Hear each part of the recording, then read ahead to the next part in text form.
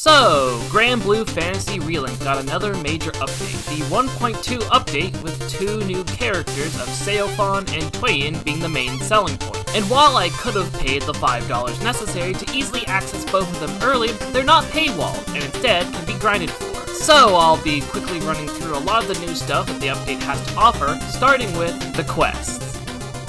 They added two more quests, one at the extreme level and one at the proud level. The extreme quest is a horde battle against these new golden eyeball things. While they themselves aren't very interesting. I mean, come on, they're literally recolors. What's more interesting is the fact that they're dropping sigils that were previously locked behind the curio system. Things like supplementary damage and path to mastery. Of the new drops, there are these medallions, which serve basically as the new grinding material for purchasing supreme weapon essences, which are essential for unlocking Sopon, TWam, and their weapons. The next quest to mention is the proud one, featuring the new behemoth boss. He's fought right before Lucilius, and understandably why. He's some pretty tough stuff. A very fast boss that could easily tear you to shreds,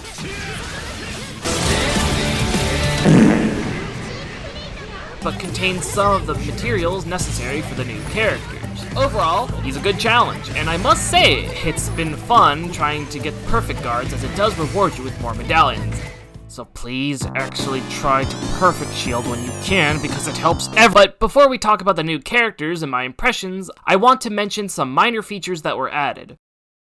Transmuting sigils, finally, is streamlined, with the ability to create 30 at once, so you no longer have to mash the process. There are also new warpath sigils. I'm not exactly sure what they can do yet, because I've yet to test them, but chances are they're really good. They use the new materials after all. Also, this one's specifically for my fellow Siegfried mains out there. But now, Siegfried can always perform a perfect execution in Link time, which is an amazing change, so he can deal some serious damage.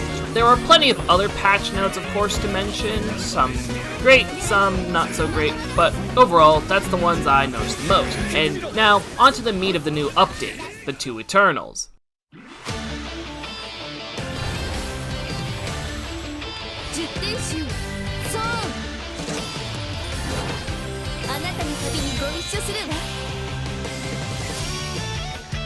Starting off with the one I was seeing non-stop, we have TWam, the bow character of this update. Also, I'm very sorry if I keep mispronouncing it, I swear I don't know how to. TWam's main gimmick is the Ultra Sight stat. When finishing a combo or using certain skills, she adds a tick to her gauge, which then can all be unloaded onto an enemy for maximum damage. I'll be honest, ranged gameplay isn't exactly my thing, but I could see how she was pretty fun compared to other characters, and how good she is compared to other ranged characters. She has decent speeds, basic combos with plenty of purposes, and her skills are incredibly devastating. And thanks to her quick hit count, Cascade is definitely a sigil you'd probably want to run on her. Overall, she was pretty fun when I was testing her out, but probably not for my Unga Bunga brain, which is a perfect segue into the next character. Do you honestly think you're fucking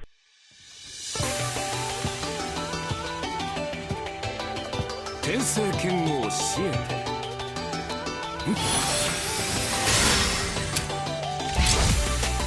ただいま参上ってね Sopon, leader of the Eternals, and has a lot of sevens associated with him. But I mean, that is kind of his whole gimmick of his group. Sopon basically has a stand, similar to that of Catalina's Ares. By doing combos, he builds up a gauge, which he can use to summon his avatar. The avatar follows Sopon's attacks, adding extra damage and allowing for extra combo routes. Managing your meter is important, however, as if you run out, the avatar will dismiss itself. However, you probably noticed the second bar next to the first one. When that one fills up, swords will fly in during Sopon's attacks, adding even more damage. In general, Sopon is much more offensive, but also wants to be up in people's faces, unlike TWam. He'll most likely be the next character I end up playing, as his emphasis on combos and maximizing damage are extremely up my alley. My alley. Why do I? So, we already know that Sandalphon is the next character, and there will probably be many more to come. So if I have to choose a character to bring into Relink, give us Threo, you bat!